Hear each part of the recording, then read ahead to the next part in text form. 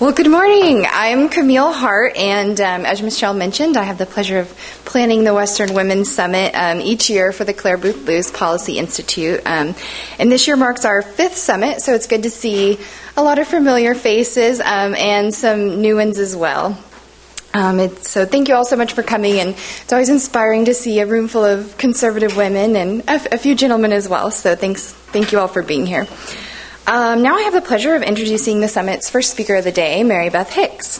Marybeth is a columnist, author, and news commentator.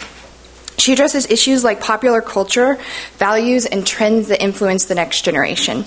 She provides a voice for parents and concerned citizens who want to protect our children and the country that they will inherit by promoting the values and virtues that have made our nation exceptional. She's the author of 3 books. As Michelle mentioned, her most recent is Don't Let the Kids Drink the Kool-Aid, Confronting the Left's Assault on Our Families, Faith, and Freedom, published by Regnery. She's also a weekly columnist for the Washington Times and is the editor of Family Events, which is a weekly e-newsletter and blog site for women from the publishers of Human Events. Marybeth has appeared on Fox News Channel, the CBS Evening News, Christian Broadcasting Network, and dozens of other national and regional radio programs. Marybeth began her career as a writer in the Reagan White House and later was a communications specialist in the educational and healthcare and corporate sectors. A graduate of Michigan State University, she currently serves on the advisory board of the Parents Television Council, an organization seeking to promote decency on the airwaves. Marybeth and her husband make their home in Michigan, and they are the parents of 4 children. So please join me in welcoming our first speaker, Marybeth Hicks.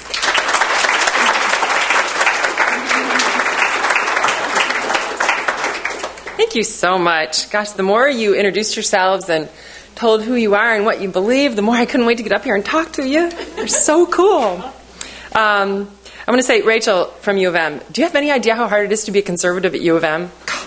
Why didn't you come to Michigan State? No. But we need you at U of M, and we need all of you in the schools where you are. As the mother of college daughters, I know that what you confront is very, very challenging. I loved, who was it who said you were conservative because you want to uphold female dignity? It was a really smart comment. Yes, yes, yes. Didn't Sandra Fluck do so much for female dignity by testifying about her contraceptive needs? I don't know. Somebody asked me on a radio show, how would I have felt if one of my daughters, testified in Congress? I mean, I come from a day and age when you didn't run around advertising, your sexual exploits in Congress. Oh, wait, we're still in that age. We don't want to do that. Yeah, I think I'd be mortified. I can't imagine why Mr. Obama thought her parents should be so proud. And then I want to say, Brendan, smartest guy in the room. He's sitting at a table full of beautiful college women. Run for president, man. You've got it down. You know.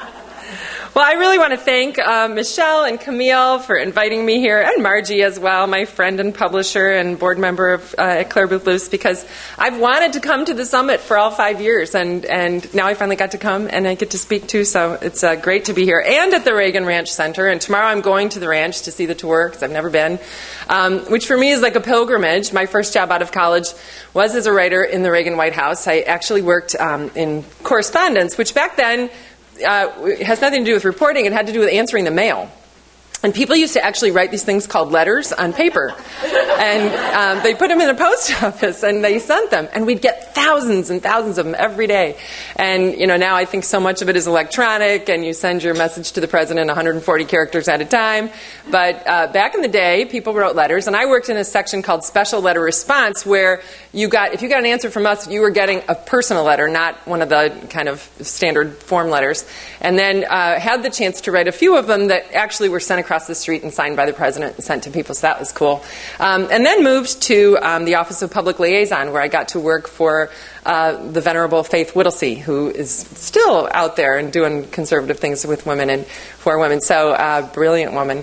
So, that's my Reagan roots. It's the job that never leaves your resume. I mean, I did this at 22, right? It's okay. It's still really important to what I did. That's just, it's a thrill to be here. The interesting thing about this week, of course, has been the big news about Ann Romney being a stay-at-home mom and how she didn't do a lick of work. Raise your hand if you're a stay-at-home mom or if you were raised by a stay-at-home mom who didn't do a lick of work. Put your hand down. Yeah. I work from home. I'm a work from home writer, and the reason I do it is because I can be among the 4 most important machines in the world. My laptop, a slow cooker, and my washer and dryer. Okay. Those are the things I really, and I'm making an impact, I'm telling you right now. So I think that it's been fascinating. It's a great time to be a conservative woman and to be speaking out as one, because we're getting so much attention now, and finally, and not necessarily bad. I think this whole thing has really worked for good for us, and obviously for the Romney campaign, but certainly for we conservative women who have a great excuse to speak up and say, "Hey, now, let's back off." But what's really fascinating to me is that the whole criticism of Ann Romney in that way. Hillary Rosen is the Democratic operative who has no affiliation with the campaign, but I'm guessing Michelle Malkin tonight will tell you how many times she's been to the White House, because she tweeted them out yesterday. Of course, nobody does research like Michelle Malkin. She's my hero. And she tweeted out, "Not affiliated with the White House? How about on this date? How about on this date? How about on this date?" And she actually, individual tweets, you got to go read her tweet feed. It was amazing. And so, Hillary Rosen, I don't think she's unaffiliated. But she definitely, stepped in the proverbial doggy do on this one. But it's so indicative of how the left feels about traditional conservative women. And yes, it was, the real faux pas is that she was meant to criticize Ann Romney for a class warfare argument. That was what she was supposed to do. And she blew it, because instead she said something about stay-at-home moms. But it's the perfect example of how the left is working so well to undermine traditional values that you would criticize someone for staying home with their children. We need to live in a country where every woman can afford to stay home with her children from every walk of life, because that's what women want to do. That's really what's still best for children, if you can, or to care for them in a way that is, addresses their needs in that way. So too many women are not able to stay home with their children if they want to. But it's just the perfect example of the way they're undermining faith, family, and freedom, the things that really set us apart as a nation and have made us the great nation that we are, and that without which we can't continue. So I want to start by sharing a little bit about me, because it's we'll tell you a little bit about how I landed with the Kool-Aid book and what's in it. I've been a writer all my life, started in the Reagan White House, but worked in corporate writing and this kind of thing. But it was difficult to do that with kids at home, and so I ended up staying home full time, didn't do a lick of work. Eventually, was able to go back to work part-time in corporate communications at an insurance company. The alluring world of workers' comp just couldn't hold me. And so I ended up being back home again and deciding to write from home, and launched a column that was picked up by the Washington Times. Now, initially when I started this column, it was kind of family stories, and people used to write to me and say, "It feels like you've jumped in the back of my minivan." And just the common things that we all kind of go through. And thus the first book came out, The Perfect World Inside My Minivan, which is really a collection of columns. That most people can relate to. But then, as the years went on, it got a little bit uncomfortable to exploit my children for the purposes of my column, because they got older and they started to read it occasionally. And oops. So, but in the same way, I was really noticing that the culture was starting to have a big impact on the way we were raising children, and the expectations that people had about what my kids would be exposed to. Just for an example, rating a movie PG-13. Well, not for my 13-year-old, so where are you getting that? Those sorts of things. And so I started writing about how the culture was coming home to us at home, and ended up writing a parenting book called Bringing Up Geeks, which I've done pretty effectively, and my kids know it. It's okay. They claim it, although it's an acronym in our house for Genuine, Enthusiastic, Empowered Kids. And it's how to keep your kids from the grow up too fast world. And so that sort of took me out of my own family and into the world of kind of the culture's impact on us. Well, then something else happened. They moved my column in the Washington Times from a family section to the editorial page. And so now I'm running right next to the late and great Tony Blankley. You cannot write about how everyone fights about which seat in the van to sit in when you're sitting on the page with Tony Blankley. You really need to say something a little bigger. And at the same time, the culture was really kind of putting itself in my house. And so started to write more and more about issues like the hypersexual culture and its impact on kids and on our families and how we're raising our kids to be moral. The eco-radicalism that was appearing in my children's classroom and science book, and what's that about? And the political correctness in the school. And my kids were in Catholic school. It didn't matter, public school, Catholic school, private. And, the teachers were all being educated in the same places. And so all these messages were coming through to our kids. The whole diversity and multiculturalism, which isn't really promoting respect for other cultures, but really is creating a standard speech that children have to learn in order to be allowed to speak out. Just the whole anti-capitalist movement that you see in schools and in the messages kids get in their entertainment, in their Disney shows. You could see the subtext. And so I started to write about these things. And suddenly over time I realized, I think this stuff is all related. Now, I'm not a big conspiracy theorist, but if there is one, wouldn't surprise me, put it that way. But what happens is you realize that all the ways in which our children's generation, or your generation back here at the tables, are being influenced and being exposed to worldview are all coming with one note from the choir, which is leftism. And so you're not even being exposed, well, you guys are, because you're in your homes, thank goodness, but so many young people aren't being exposed to anything but what the left has to say, and to their detriment and to our country's failure, because we now realize and see that this nation is churning out, because of the left, the first generation of American socialists. You think I'm kidding? Go look at the Occupy people. It's almost like they came out and started, protesting just in time to help me sell my book. Well, I wish they'd done a little better, but, we're hanging in there. But just to prove the point, when the Occupy protesters were interviewed, and will be again this spring as the weather gets better, what are they saying? They had to go inside when it got cold. But what are they saying? Because the heat is all from coal, but don't tell them. But what are they saying? They're saying that they want the government to take over, to solve every problem, and that if the problem is greed and corruption, then the government will fix it, as though there's no greed and corruption in government. I think that's amusing.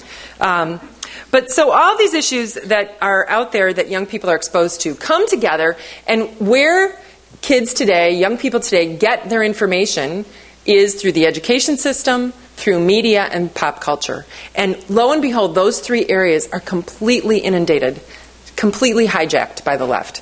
And the more I researched it, the more I learned and shared in this book. So who are these people? Well, here's an interesting point. In the field of education, the colleges of education in America are the most liberal bastions in all of the academy. If you want to look for the most liberal people in a college campus, go to the School of Education and see who's there. You can actually, I had to do this for the book, search the bios of education professors across the country. They're unabashedly leftist. They talk about their affiliation with socialist organizations, with even communist organizations. There's a guy down at UCLA, McLaren. You go on his personal website and you get a Che Guevara theme song, and he's got a Che Guevara tattoo on his arm. And these are people teaching our teachers. Well, who is one of the most revered members of the academy in schools of education? Bill Ayers. In between the time he was off bombing the Pentagon, or attempting to, and the time he was hosting the coffee klatch for Barack Obama's political campaign, he was becoming one of the most revered members of the Education Academy in the country. He's written about a dozen books about teaching. He still goes all over the country. He finally retired in 2010 from the University of Illinois at Chicago, but he still goes all over the country speaking to teacher colleges. And what he thinks is that the purpose of education is the doing of social justice. He doesn't actually believe even that teachers need to be experts in their field to teach a class. He says that's a myth. Go figure. This might explain our test scores. But you don't have to be an expert in your field. You have to be out there to do social justice, because that's the purpose of teaching. In the media, who's heard of Family Guy, the show on TV? Of course. Seth MacFarlane, highest paid writer in Hollywood. He's got more money, $100 million a year to write all these cartoon shows that he does on the Fox network. And he's one of the most ardent, outspoken atheists. In fact, I don't even think he's an atheist. He's an anti-theist. I think he probably does believe in God and he just hates him. But he says he's an atheist, and he says on Bill Maher that is it a good thing that atheism is emerging as the new religion? And he says it's about effing time. because atheism is where it's at. And he's creating pop culture and entertainment for children and young people. And then in our pop culture world generally, where are young people getting their values demonstrated to them? On MTV. It quite possibly ruining civilization as we know it. But, Snooki, not exactly a family values person, though she's having the baby, so we got to give her that. So when you add up these forces together, you realize that it'd be very difficult to be a run-of-the-mill kid growing up in America and not become a leftist, especially if you're not getting these values promoted for conservatism in your home. It's interesting. Barack Obama said in about 2008, while he was still a senator, actually, so he pointed out that the culture wars are over. They're just so 90s, he said, as though that was just so backward. The culture wars are over. And I have to say I agree with him. I think they are over, and the bad news is we lost. Because we're not where the culture is being communicated and generated. We're not in the education system. We're not in the media. We're not out there as the icons of pop culture. And so we are losing that battle because we're not there to be in the game. And, that's become evident. And so is it true and is it working? Yeah, it is true.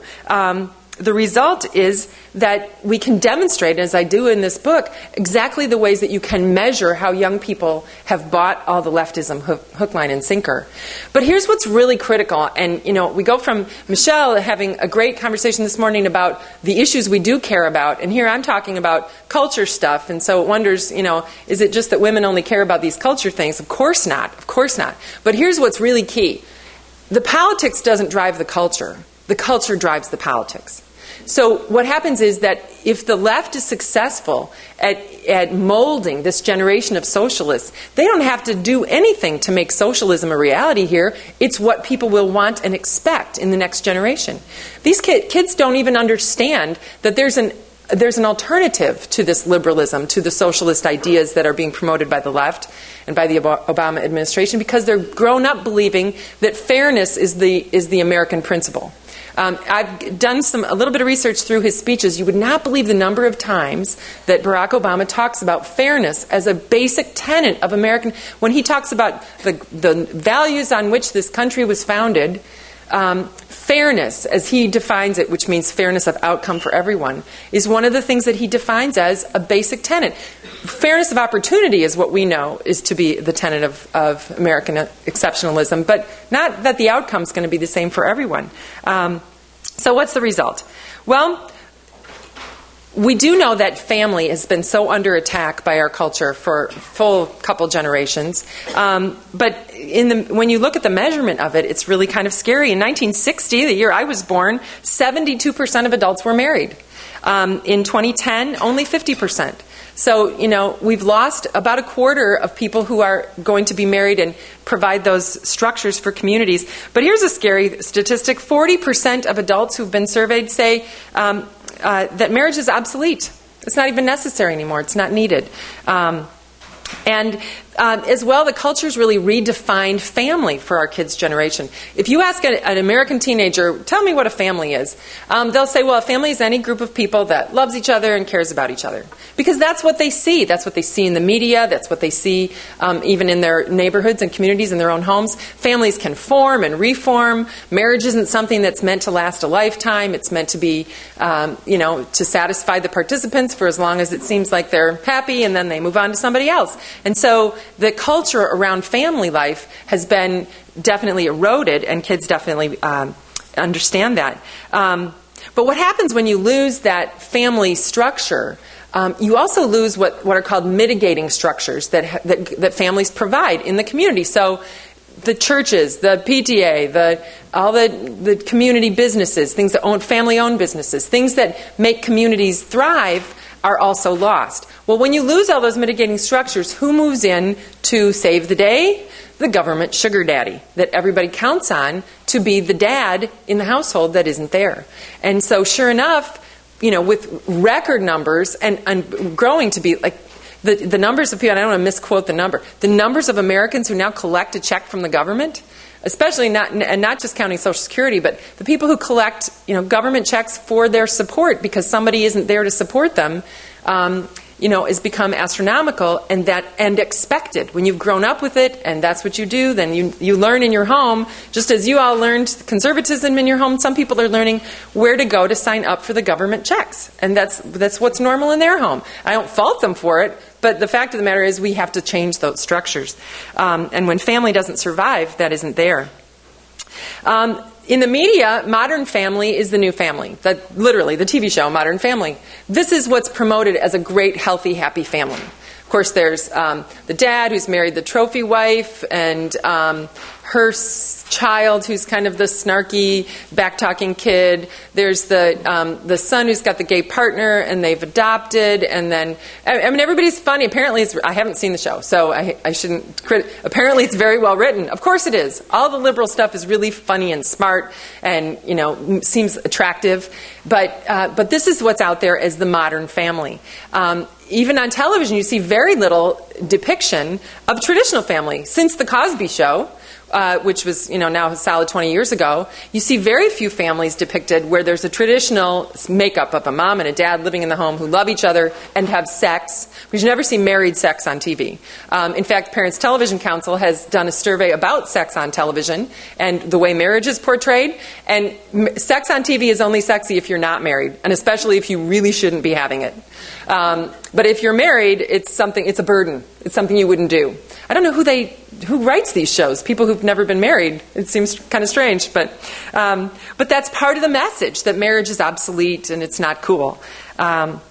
In education, where the left's culture around family life is coming out very, very heavily in the way that comprehensive sexuality education is being foisted on our schools, so that the ideas around sexual relationships and sexuality are completely coming from the left, so that kids are learning that there isn't any traditional, normal way for people to be sexual beings, that you're a sexual being from the time of your childhood all through your life in a way that is fluid. You can be whatever you want to be. That's actually a term they use, sexual fluidity. It sounds kind of icky, but it actually means, you might be one thing at one time in your life and decide to change later, and because the purpose of sex is not part of forming families and creating intimate relationships and devotion to one another, and it's really just for gratification and for your animal instincts, and so you become a sexual being, and it could be anything. The whole idea of promoting the gay agenda is working through the schools and undermining families by introducing as completely normal and not at all a problem the idea of the gay family structure. And in fact, in order to combat bullying now, the left has hijacked the issue of bullying to make their sexual agenda all the more acceptable, because we can't bully kids because they're gay or because they have gay parents. And so now the way that they're getting it into the school curriculum is to use it as an anti-bullying child safety mechanism, which means that whereas you could sometimes opt your children out of comprehensive sexuality education, you may not opt your kids out of school safety, because that's the new way to get this comprehensive sexuality into the curriculum in a way that parents can't opt out. So in the public schools, if you object to some of what's being taught about sexuality, you could typically say, I'm going to keep my kid, send him to the library because we're teaching sex ed at home. But you won't be able to do that more and more because it's being indoctrinated through the anti-bullying campaigns. And of course, we know that won't stop bullying. The more you teach kids about homosexuality and what it's like to be gay, the more it will make it worse. You're promoting ideas that kids have no way ready to learn about or hear about or have the maturity to deal with. So instead, it's only going to make it worse. Meanwhile, you're not teaching the one thing that would stop the bullying problem in our schools, and that is that bullying is wrong. We never say anything's right or wrong. We just, because we're in a morally relativist culture, we just say it would hurt people's feelings and you have to know about who those people are. It doesn't matter if you bully someone because they're gay or they're too smart or they have pimples or they're chubby. You're not supposed to bully anybody, right? But in the left's view, you don't have to teach right and wrong. You teach empathy training so that you can talk about what it's like to be gay. And that makes it perfectly acceptable to speak to kids about the homosexual agenda. And so it's very tricky. It's very well done. When you look at how it's working, you can imagine that there's almost nothing they couldn't find an excuse to teach in our schools. And that's true. That's really true. Let's see. I already talked gender fluidity. I won't say it again. It's actually, there was a woman who's an educator in New Hampshire, and she spoke at the UN on behalf of the United States, on behalf of the NEA, about gender. And she talked about the fact that we really need to stop defining children by their body parts, for heaven's sake. So we really have to stop this whole idea of heteronormativity, the idea that it's normal to be heterosexual. That's just a myth. It's a social construct. And it's a social construct to tell children that they are confined by the parts of their body that God gave them.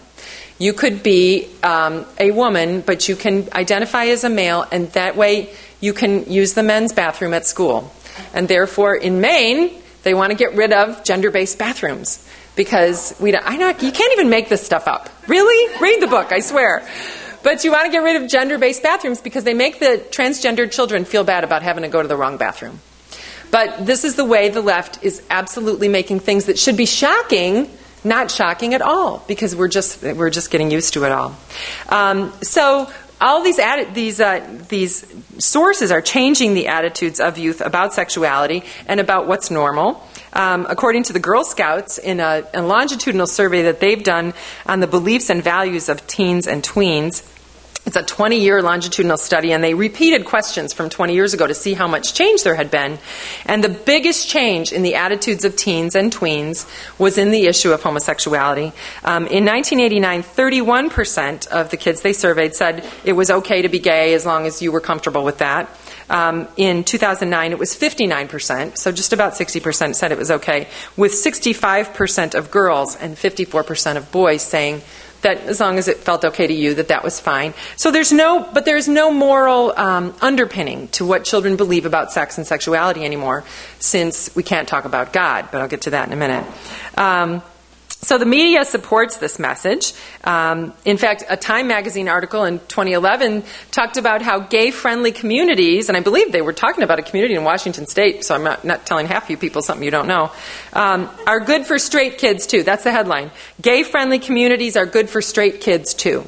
And so the meme now is that the more gay-friendly the community is, the more there are gay couples raising children and being in the schools and being in your neighborhoods, the more that is good for all kids, including straight kids, because they become more tolerant.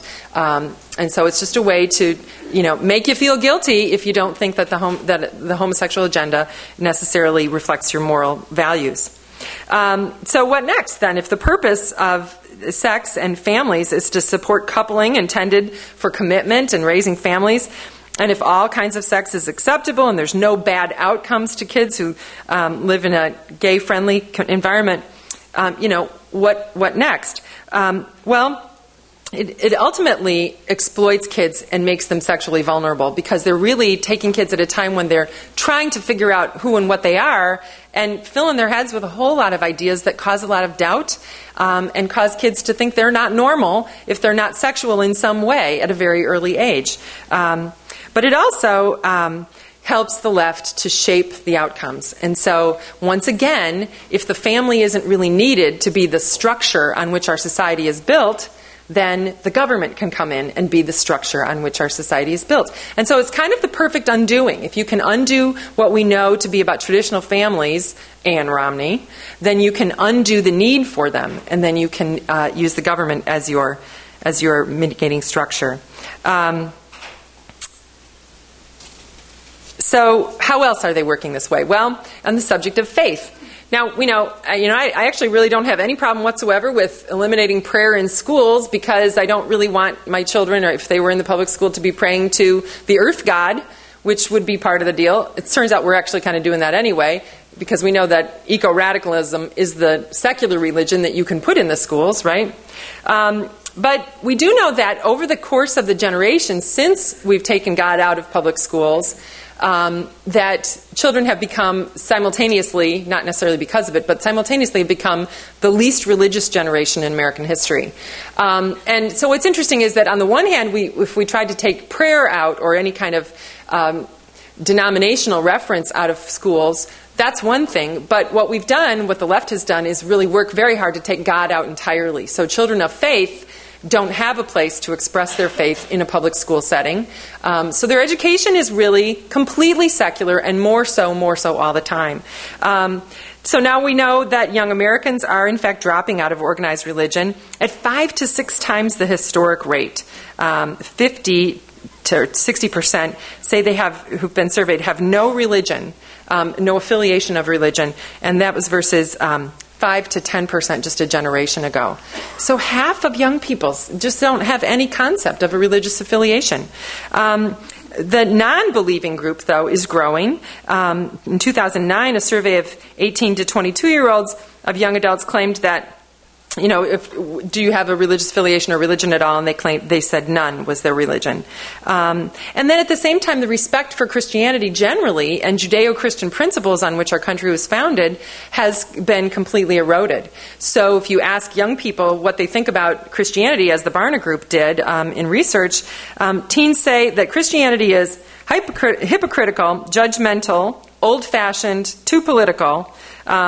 But positives about Christianity are that it's basically the same as every other religion. So that's the thing that kids get. Other studies, one is the National Study on Youth and Religion, shows that generally young people have this just very fuzzy worldview about religion, that all religions are essentially the same, that God is just this big sort of fuzzy, warm fuzzy thing out there, wants us to be happy, wants you to be nice. That God, you can go to God with your problems.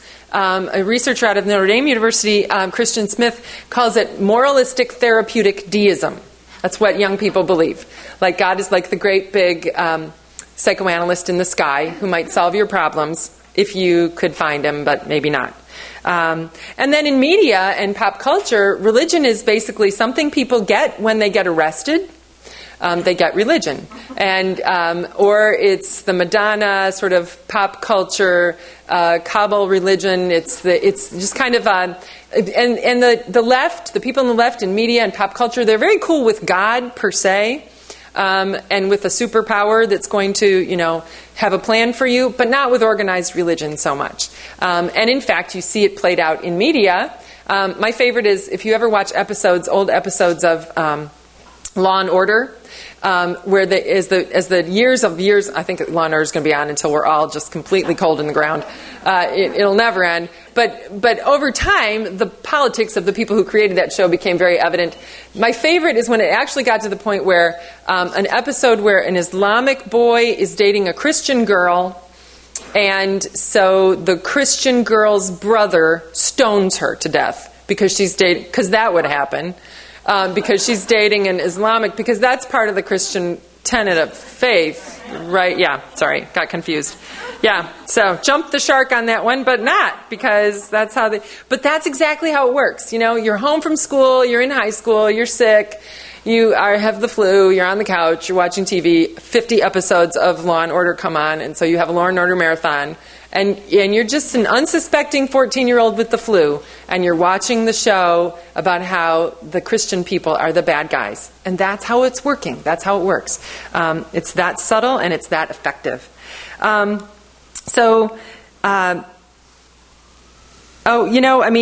want to... I lost my place here, sorry. So the religion of atheism, of course, is gaining so much ground. In his inaugural speech, of course, President Obama famously said that we are a nation of Christians and Muslims, Jews and non-believers. That was part of his reach out right from the get-go on the day he was inaugurated to let us all know how tolerant he would be. But non-belief is now listed among the organized religions of the world. And yet it's becoming that way more and more. In fact, they are becoming evangelists for non-belief. And you know this because, of course, you've seen the billboards and the campaigns. That my favorite are the bus placards that come out in big cities around Christmas time with the guy in the Santa suit, and it says, you don't have to be you don't have to be a believer to be good. You can just be nice anyway, this kind of thing. So we're hijacking kind of a Christmas image in order to promote the idea of just good secular behavior will make you a good person. So we know that in all ways that the left is demonizing religion, making it unavailable to kids in schools. Throughout the book, I have example after example of times when children have rightly attempted to express their religious beliefs in their classrooms, on assignments, in schoolwork, and they've been told by teachers, you can't do that here. You can't have that. Flunked for artwork of a boy in Wisconsin, flunked because of an artwork that he did of Jesus on the cross. A boy who drew a picture of Jesus, a stick figure of Jesus on the cross, was sent home from school by his school and told he had to be evaluated for psychological problems because he had drawn a violent image. Yeah, so... And the parents had to pay for his psychological exams in order for him to be readmitted to his elementary school. So that's that's how God is the bad guy. Religion is something you can't talk about. So how it works is interesting. Like you can watch through the media. Kids will watch the show Family Guy, for example. Really vile show, by the way. Really awful. Very disrespectful to every kind of person. But nonetheless, extremely popular. And so kids will watch a show like Family Guy, and where Jesus and God are recurring characters. Jesus is portrayed as this animated doofus who doesn't know anything, and he's always mad at his dad for making him do stuff. God is actually portrayed as a real-life figure and often put in sexual situations, blasphemous humor all around. Isn't it funny? God is so funny. Or you could watch Glee. That was the big thing a couple years ago. It seems less popular now. But when Glee in its first season started, they had people of the Glee Club from all characters. You all know Glee, right? You know what Glee is? So it's a show on television about the Glee Club outcast kids, and they just happen to have Broadway-level voices, and they sing on their school stage. But of course, the creator of Glee is a guy named Ryan Murphy. He's an ex-Catholic homosexual advocate who is very eager to use his show to promote his political agenda. And so all the heroes on the show are sexually active or gay or coming out. The first gay kiss on the show was between the gay hero character and the football player who used to condemn him for being gay, who turns out, of course, is another gay guy. But on the very first season, the Christian girl gets pregnant, not by her boyfriend, but by her boyfriend's best friend, because, of course, she's a hypocrite. And she gets pregnant, and her Christian parents throw her out. She has to go live with friends and stuff throughout the season. And this show kind of chronicles her misfortune of those bad, evil Christian parents. Because, of course, that's what all Christian parents I know would do if you came home pregnant. They'd throw you out on the street. That's right. So at the end of the series, though, at the end of the first season, the mom reunites. Of course, she comes to the big production number where the team, the Glee Club, wins the award. The pregnant girl is in the show. She's about to go, and mom is there for the birth. And lo and behold, we find out she's left dad because he's an evil Christian. And so she's going to come back and be a mom to the daughter and attend the birth and be a good grandma and all those things because she got away from the evil Christian guy. So that's what you see on TV. God's a joke on Family Guy. Christianity is judgmental on Glee. And then if you go to your high school and you want to make a locker sign for somebody for the football game, you can't put a Bible verse on it because you would be evangelizing, and that's not allowed. So this is what kids understand. God is funny, God is judgmental, and God is not allowed. Those are the messages that kids get. And so pop culture is very good at teaching kids that religion is obsolete for them and unnecessary as well. But in schools, one of the most popular growth organizations across the country in schools is the Secular Student Association. This is a group that is very active, very aggressive about organizing on high school and college campuses across the country. You college students probably know of the secular student people on your campuses. Here's what their online website says about their mission: to organize, unite, educate, and serve students to, this is interesting, to promote ideals of science, critical inquiry, democracy, secularism, human-based ethics. This is their agenda. It's not to just be a group for like-minded kids to come together and share their like-minded beliefs. It's to promote those beliefs on the campus. That is their goal. And so just like a Christian group who feels that they're standing, by example, they're evangelizing for Christ, the secular student group is evangelizing for secularism. And I note with interest, if you go to these websites and you look, so much of the verbiage on the sites is not just about their supposed mission of secularism, but it's about the mission of socialism. Because, in the same way that the gay student sites, Glisten and these other sites, do the same thing, if you look, it's interesting that secularism and socialism go together. Sex and socialism go together. If you can tie it all together by realizing that they all promote the idea of the government instead of God as the moral structure on which we stand. So that happily the SSA, the Secular Student Association, says that they are the fastest growing organization on campuses now. That's exciting for them, but bad for the rest of us. So what about freedom? So we know faith is under attack and kids are getting that message. We know family is under attack. Kids are understanding that message. What about freedom? What do kids know about freedom? Unfortunately, every measurable standard tells us not much. Civic illiteracy in America, among young people, but among everybody, is at an all-time high. And unfortunately, it really goes way beyond those jaywalking episodes on Jay Leno, which are funny but scary. My favorite one is when he was at Universal Studios and he pulled a woman aside and said, "What do we celebrate on Independence Day?" And she said, "The 4th of July?" Yeah. And then he tried to get, who did we gain our independence from?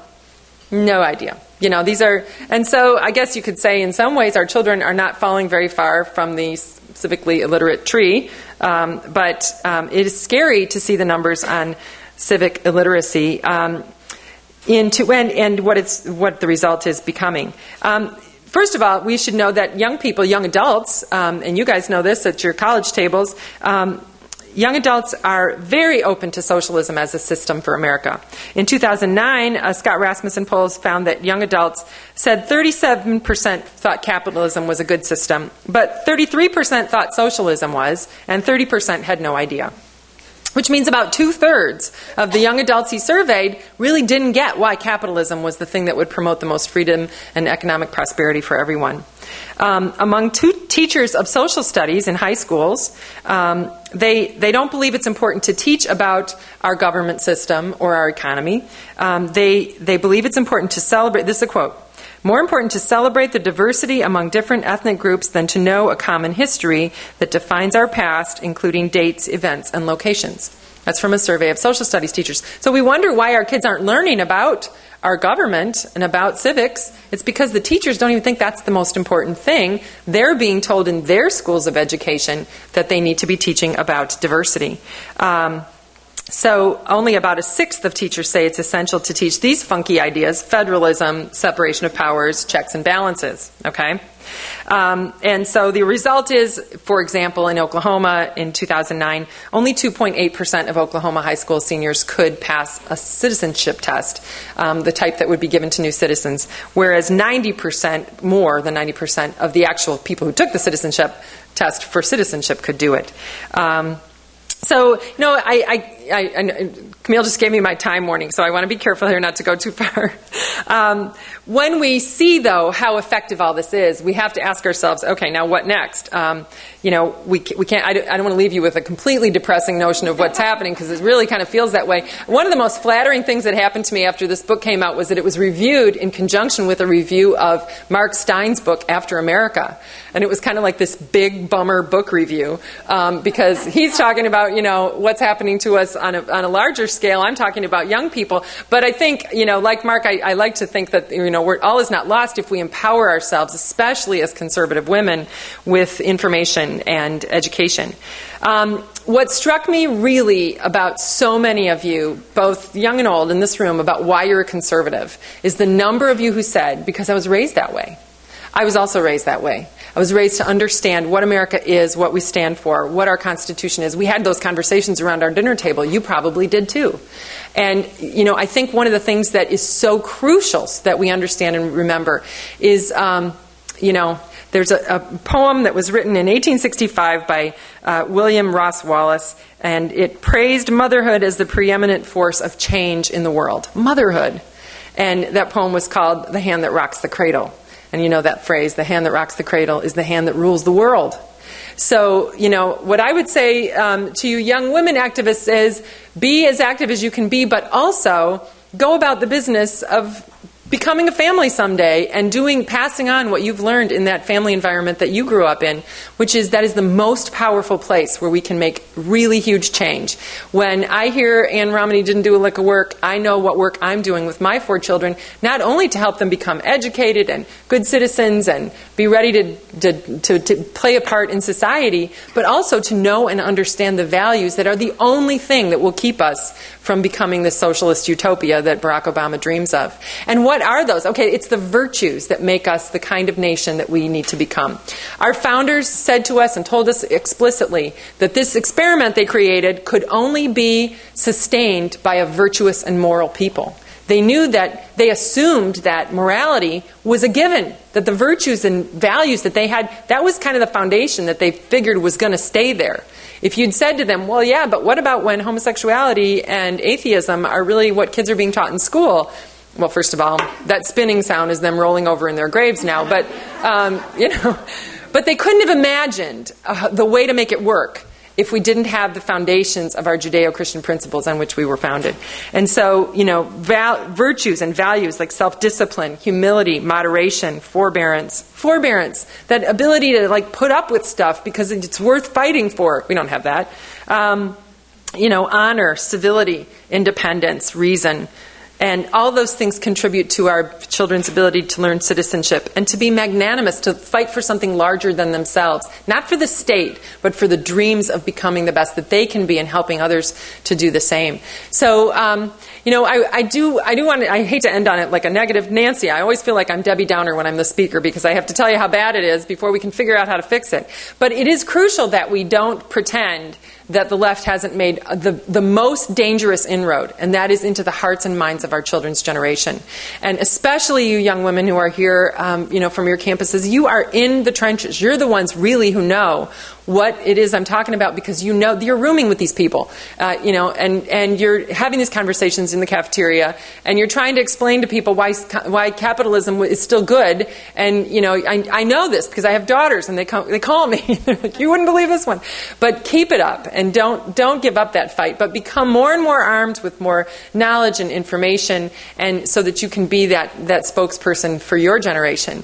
And for the rest of us, we still have influence over our families, our communities, young people that we encounter. And, I've always said, you're not safe at my house to have, if you're coming over to see one of my kids or you're going to mow my lawn or something, you're going to have to talk to me. That's just the way it is. And, and I'm not afraid anymore. There was a time when I first got political in my writing that I was a little sheepish. I didn't want to offend anybody. I didn't want to be, now if somebody asks me about my website, I'm like, be warned, it's rabidly conservative. Okay. So I am who I am because if I'm not helping, I'm hurting.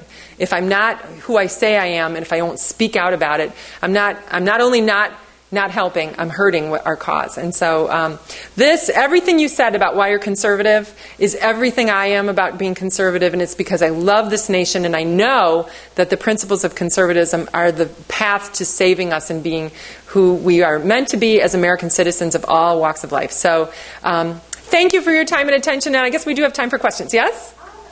We're tight on time, but okay. I think we can maybe do one question if somebody has I'm sorry. If somebody has a really good one, raise your hand. No pressure. Gordon has a good question. He told me last night he was going to have a good question. Anybody have a question for Marybeth? Oh, okay. Thank you. Just quickly I really like that you brought up how the gay activist groups are hijacking the anti-bullying agenda. Yeah. Mm-hmm. And at my little sister's school, her Young Conservative Club is always under attack, but the Allies for Equality Club is fine with this administration because they support the anti-bullying agenda. Mm-hmm. Mm-hmm. So I just wanted to know your opinion on what parents can do, kids can do to kind of make it instead of the whole bullying agenda is about like, oh, now it's just gay kids are bullied, and that's their inroad into the school. How can we change that? Yeah, exactly. The interesting thing is, and here in California there's great evidence of it, that even though they're coming into the schools with these programs to teach gay empathy so that the bullying problem will cease, that isn't the reason why kids are being bullied. So the studies will show that it's because they are dumb or bad or all these other reasons, or you just look at them funny. Bullying is not the result of a lack of empathy for other human beings. Bullying is a lack of moral character. It's a lack of moral compass. And so, when we can see through, for example, Josephson Institute on Ethics did their study of teenagers every few years and can tell you that this generation lacks moral character. They don't even know what's right and wrong. And that's why the bullying problem exists and is growing. So I think what we need to do is, well, first of all, she's in a young conservatives club in her elementary school? Oh, in her high school, I was going to say. Well, clearly, she's got guts, and so do you, so good. But, they need to have a bullying campaign of their own, and their campaign is bullying is always wrong, no matter who you bully. And that's the answer. It's not about bullying gay kids or kids of another race or ethnicity. It's about bullying anyone is always wrong, and that's the answer. So, great. Well, thank you so much. I hope to chat with you guys all day, so thank you very much.